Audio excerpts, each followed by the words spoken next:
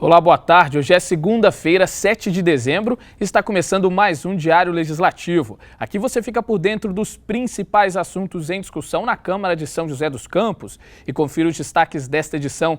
Presidente da SEI da Fundasa entrega relatório final da Comissão Especial de Inquérito ao Ministério Público. O programa Câmara Presente vai realizar uma nova reunião para discutir a lei de zoneamento. Agora, na região norte de São José, e após um ano do lançamento do satélite Cibers 4, uma parceria do INPE com o governo chinês, diretor do Instituto Nacional de Pesquisas Espaciais comenta os resultados do programa. Seja muito bem-vindo, o Diário Legislativo está no ar.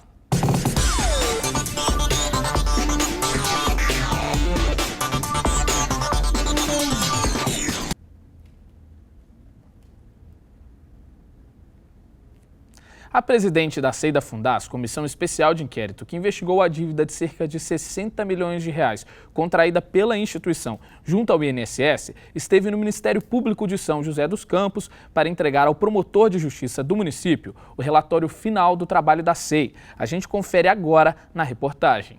A vereadora doutora Ângela, presidente da Comissão Especial de Inquérito, que investigou a dívida de cerca de 60 milhões de reais contraída pela Fundasa junto ao INSS, entregou ao Ministério Público cópia de todo o material recolhido pela SEI. Além do relatório final, que foi aprovado, toda a documentação solicitada pelos membros da SEI à Fundasa, então tem todas as cópias das atas do Conselho Curador, tem todo o processo na íntegra da contratação do advogado e do processo que acabou terminando com a ação na justiça, depois a sentença do juiz. Então, toda essa documentação que foi pedida foi entregue agora ao Ministério Público. As cerca de 3.000 páginas de documentos foram recebidas pelo promotor Fábio Xavier. Agora ele vai analisar essa documentação e vai depois dar prosseguimento ao processo, se cabe ou não, dentro da análise dele,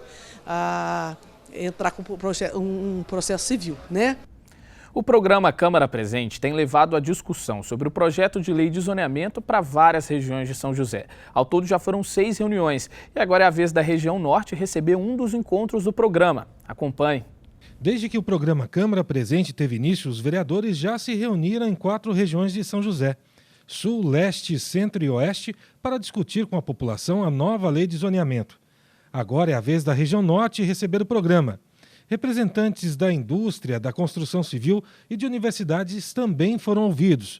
800 pessoas já acompanharam as reuniões públicas e o novo encontro busca descobrir quais seriam as dúvidas e as demandas dos moradores dos bairros Altos de Santana e Telespark, na Capela Nossa Senhora Auxiliadora. Durante as reuniões, a população pode se inscrever e usar a palavra para tirar dúvidas e fazer sugestões sobre a lei de zoneamento. Nas 6 reuniões públicas já realizadas, mais de 100 moradores se manifestaram. Todas essas sugestões, elas irão pautar a lei, a redação final da lei, e com isso a gente vai ter que observar muito os vereadores, por isso que a gente pede a atenção de todos os vereadores que vão apreciar essa lei, porque nós estamos vendo o que vai impactar de fato a vida do município da cidade de São José dos Campos. E essas sugestões que eles fizeram, ou críticas, eles estão dizendo, olha, atenção, nós queremos melhoria para a nossa região. Além das reuniões presenciais, outra ferramenta de apoio do Legislativo na discussão sobre a nova lei de zoneamento é um hot site, disponível no site da Câmara. No espaço, é possível conferir a agenda das audiências e também os encontros já realizados na íntegra, assim como reportagens produzidas pela TV Câmara. A população também pode encaminhar propostas e críticas por meio do ícone Fala Cidadão. A reunião com os moradores do Jardim Telespark Altos de Santana está marcada para as 7 da noite. Participe! E o endereço da capela no Jardim Telespark, onde vai ser realizada a reunião, é Rua Benedito Pereira Lima, número 360. Participe!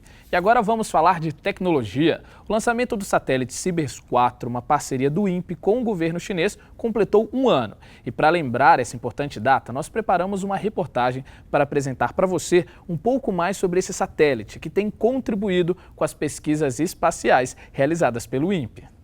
Há um ano, o Instituto Nacional de Pesquisas Espaciais lançou, em parceria com a China, o Cibers 4, satélite sino-brasileiro de recursos terrestres. O satélite de 2 toneladas foi colocado em órbita a 778 km de altitude por um foguete chinês após voo de 13 minutos. Com vida útil estimada em 3 anos, ele possui 4 câmeras, e uma delas é a primeira totalmente desenvolvida e fabricada no país. A cada hora e meia, o Sibers 4 dá uma volta no planeta. A partir das imagens obtidas, é possível monitorar a degradação ambiental, como o desmatamento e poluição de rios, além do avanço da agricultura e ocupação urbana. O acesso às imagens é livre e gratuito aos internautas. O INPE distribui cerca de 700 imagens por dia para centenas de instituições, totalizando mais de 70 mil usuários. São 26 anos de cooperação em tecnologia espacial com a China. Para os dois países, o sensoriamento remoto é uma importante ferramenta para monitorar o território, de extensão continental. E no próximo bloco, nós continuamos a falar sobre o Sibers 4. O diretor do INPE comenta os resultados do lançamento do satélite. A gente volta já.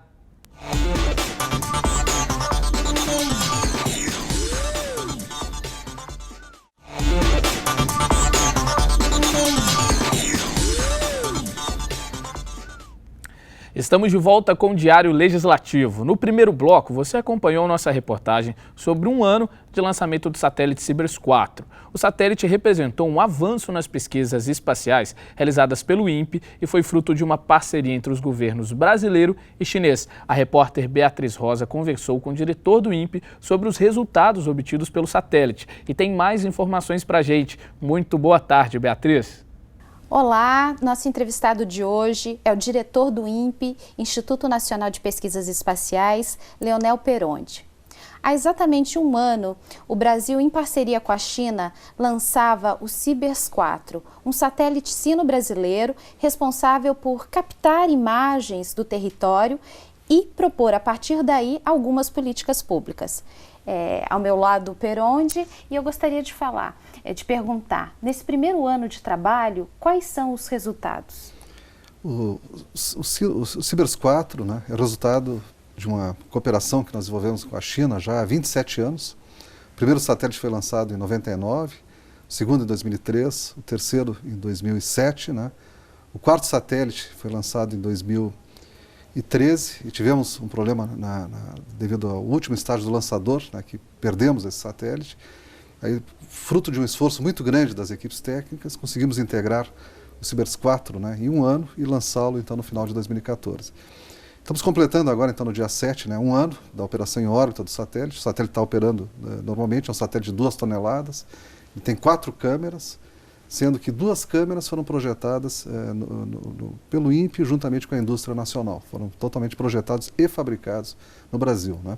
O Brasil, com isso, se torna um dos poucos países, né, dos 9, 10 países no mundo, que tem a capacitação, né, de projetar, fabricar e operar instrumentos em órbita para imageamento do planeta, né? As imagens, né, na página do INPE você já pode encontrar, né, várias imagens produzidas pelo satélite e nós estamos agora, basicamente no próximo mês, né, concluindo toda a fase de deixar essas imagens no nível mais alto para a aplicação. Que tipo de imagens são obtidas, né, através do Sibers 4 e também no território nacional, qual a área de cobertura? Que áreas estão sendo analisadas? São áreas também só no país ou englobam outras regiões, outros países, enfim? O satélite está numa órbita polar, né, então ele pode imagiar o planeta inteiro, certo? Sobre a China e sobre o Brasil, você recebe o imageamento direto na passagem do satélite. Então, na passagem, você recebe diretamente o sinal do satélite, a telemetria, como nós chamamos.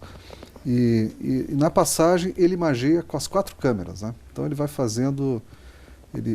a passagem dura 14 minutos, tem 2 passagens por dia, né, durante o período iluminado. A cada 5 dias, geramos uma cobertura inteira, né, do território nacional. Em 20 metros, a cada 27 dias, geramos uma cobertura do território nacional. Depois temos as câmeras chinesas também. As câmeras chinesas, total, cobertura integral do território. E as câmeras chinesas têm uma câmera com 5 metros, né? Uma banda pancromática de 5 metros e 4 multispectrais de 10 metros. Né? Então também é uma câmera que permite um grande número de aplicações, né? E uma câmera infravermelho também. Mas todas elas estão gerando coberturas integrais do país. Cada uma cada câmera num período diferente, digamos, num tempo diferente, né? Quer dizer, o WFI a cada 5 dias, né? Essa câmera em 20 metros, a MUX a cada 27 dias, né? E as câmeras chinesas com outro período. Agora, Perondi, que imagens são essas? Através dessas capturas de imagens, qual o resultado prático disso? Então, as imagens, né, em sensoramento remoto, elas são hoje usadas praticamente em quase qualquer área de aplicação que envolva, né, informações sobre o planeta. Você utiliza hoje imagens, tem aplicações das imagens obtidas por satélites, né? Isso é uma grande área de serviços, né, que está crescendo assim, fantasticamente aí na última década. E ela será uma indústria muito grande no futuro. Então nós temos hoje o uso das imagens de sensoramento remoto, né, para aplicações aí no gerenciamento ambiental, né, no gerenciamento da exploração de recursos naturais, né, toda a parte costeira, né, de estudo de sedimentos na parte costeira, águas internas também, para planejamento de pequena, média e grande escala, né. Então o número de aplicações são enormes, né, das imagens de sensoramento remoto. A agricultura, né, para zoneamento agrícola, né, previsão de safras, né, isso, monitoramento de queimadas, né. Nós geramos aí anualmente a taxa de desmatamento anual da Amazônia, né. Os números oficiais sobre a taxa de desmatamento anual da Amazônia são gerados pelo INPE, né. E essa câmera de 20 metros, ela terá grande aplicação, né, ela tem grande aplicação para esse programa. Então, e também temos um programa de alerta, né, de desmatamento, que a cada 2 dias, né, nós produzimos um mapa, né, sobre alterações da cobertura vegetal, né, na região amazônica. E a câmera de 60 metros, o WFI, né, ele permite que nós tenhamos imagens juntamente com outros sistemas, né, porque eu estou dizendo, a cada 5 dias eu tenho uma cobertura, né, então se eu quiser a cada 2 dias eu tenho que usar imagens também de outros sistemas. Nós utilizamos imagens de um sistema indiano, o ResourceSat 2, né, e também as imagens dos Cibers, né, isso tem permitido então que nós tenhamos, digamos, e também do MODES, né, que é um outro sistema. Então, juntando as imagens desses vários sistemas, nós conseguimos ter mapas de desflorestamento de alteração da cobertura vegetal, né, com grande acuidade a cada 2 dias praticamente. Uhum. E quais são as próximas parcerias aí previstas com a China? Bom, o programa, né, primeiro fabricamos satélites no Brasil para capacitar o país, né, a fabricar sistemas espaciais, né. E a perspectiva futura, né, é de continuidade, então, no caso da cooperação com a China, a gente tem já um satélite também programado, o Cibers 4A, né, para 2018, né, que substituirá a operação, né, do Cibers 4, ou complementará. Uhum. E esse satélite também será desenvolvido do mesmo modelo, né, como um programa de qualificação, né, para a indústria brasileira, né. Então nós teremos a parte brasileira, toda ela será desenvolvida aqui nacionalmente, não será como foi feito no Cibers 3 e 4. Né.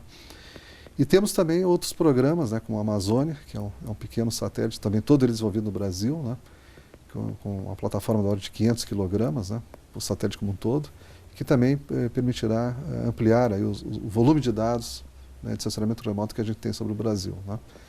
Que bom, né, que a gente tem esse caminho a trilhar aí, conhecimento sendo produzido para chegar até lá.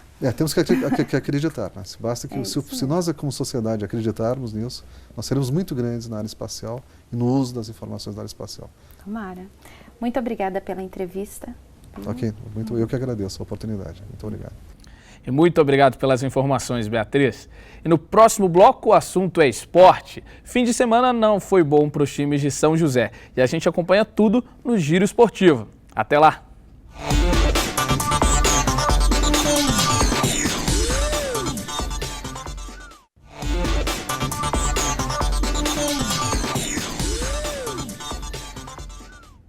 Olá, estamos de volta com o Diário Legislativo. Você está à procura de emprego em São José? Então fique atento às vagas disponíveis no PAT da cidade.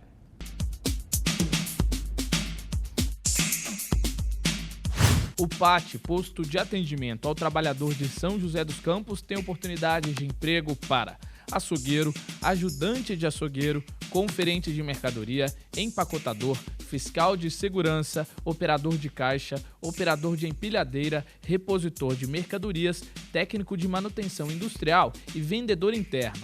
Para se candidatar é fácil, é só comparecer ao PAT, levando o RG, CPF, carteira de trabalho e o cartão cidadão. O PAT fica na Praça Afonso Pena, número 175, no centro.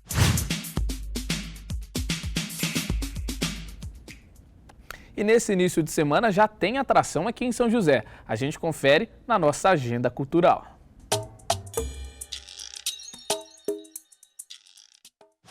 A Fundação Cultural Cassiano Ricardo vai realizar hoje uma audiência pública para ouvir da comunidade e interessados sugestões na aplicação dos recursos do Fundo Municipal de Cultura.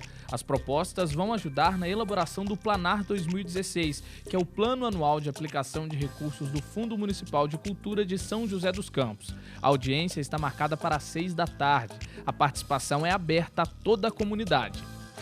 E também hoje, no Centro da Juventude, tem um evento Segunda no Quiosque especial com um festival de food truck. O food truck são lanchonetes sobre rodas que servem fast food. Durante o evento também vai ter show da cantora Dani Cobra. O evento começa às 8 da noite, a entrada é gratuita. Participe da nossa programação enviando a sua sugestão de agenda para o e-mail agendatvcamara.sjc@gmail.com.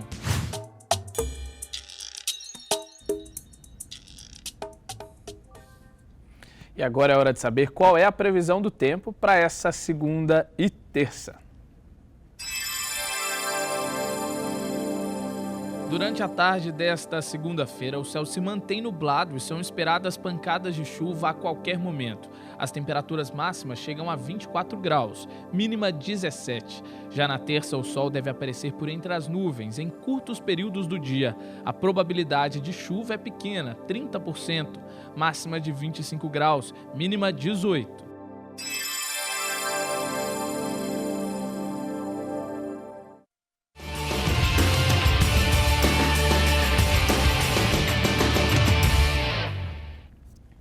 E o Giro Esportivo te coloca por dentro de tudo que rola no esporte joseense. Esse fim de semana não foi nada bom para as equipes de São José. O repórter Daniel Melo, ele está aqui com a gente no estúdio para fazer esse balanço do fim de semana. Daniel, a gente começa falando dos Jogos Abertos do interior, né? Na semana passada a gente foi apresentando os resultados.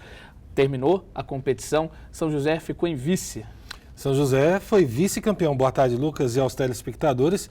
As equipes joseenses acabaram conquistando o vice-campeonato dos Jogos Abertos do Interior. São Bernardo foi o primeiro colocado. Nós temos a classificação final. Na pontuação, São Bernardo teve 332 pontos, São José 314, uma pequena diferença que foi definida somente pelo atletismo no sábado pela manhã, aliás, no domingo pela manhã, desculpe. No sábado, tivemos aí a final do futebol feminino, São José acabou vencendo o Rio Preto e se sagrando campeão dos Jogos Abertos. Foram 11 modalidades em que a cidade foi campeã, mais 14 vice-campeonatos e outros 10 terceiros lugares. Uma bela campanha. Daniel, você lembrou aí do futebol feminino. As meninas da Águia enfrentaram o Rio Preto na final de Jogos Abertos do Interior e também na final do Brasileirão, do Campeonato Brasileiro Feminino. Mas como é que foi esse resultado final aí para as meninas? Infelizmente, o título tão aguardado pelo São José não veio.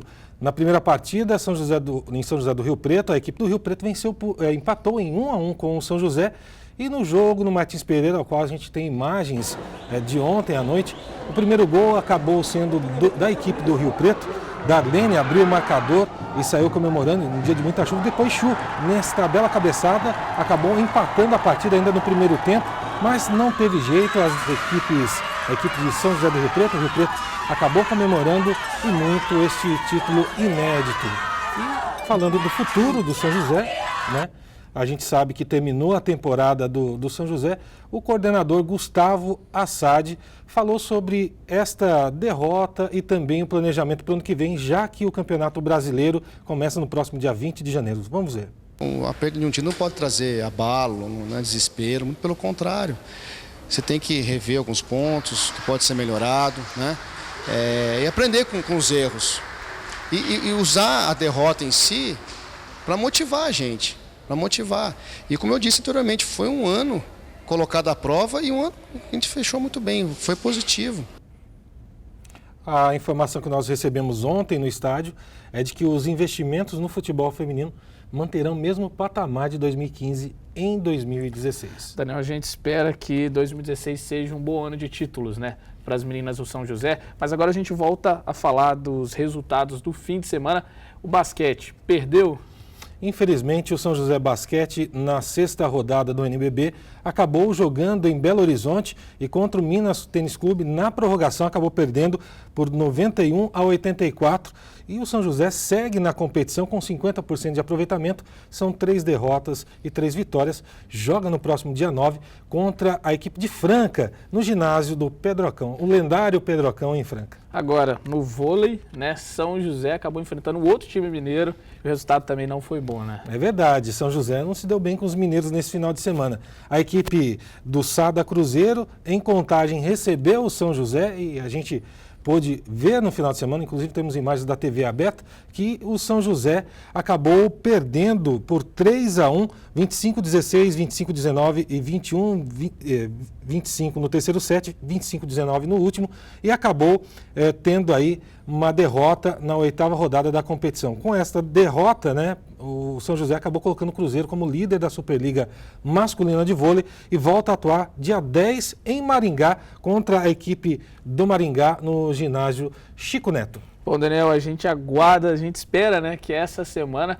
possa vir com boas notícias, né? A gente acabou falando mais de derrotas nesse fim de semana, vamos torcer aí para que nessa continuidade do dia a gente fala de vitórias das nossas equipes, né? Nós vamos acompanhar e trazer tudo aqui no Diário Legislativo. Então a gente espera amanhã nos estúdios. Muito obrigado, Daniel.